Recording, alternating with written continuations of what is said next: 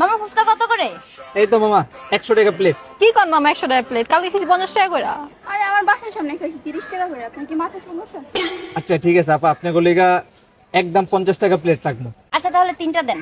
আচ্ছা ঠিক আছে দিতেছি, খারাপ এলাম।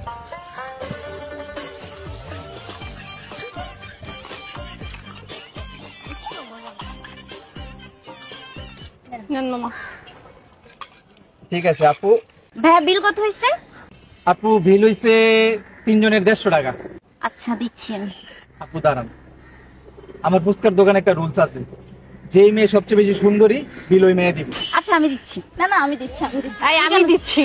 কি বলছে শুনোস নাই? যে বেশি সুন্দর বিল সে দিবে। তুমি কি সুন্দর, নিজেকে সুন্দর দাবি করতেছো? কি মনে হচ্ছে তোমার? আজব। এই আমি দিচ্ছি। আরে তোরা ঝগড়া করতেছিস কেন? বিল আমি দিচ্ছি তো।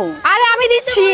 ভাইয়া কি বলছে শুনিস নাই? বলছি। আপু আপনারা 3 জনই সুন্দরী, বিলটা আপনারা 3 জনই দেন। ঠিক আছে আপুরা, বাই। চলো। এই আমাকে সুন্দর বলছো। বেডি মানুষ, এটি না থাকলে বিকালে রাখে চলতে।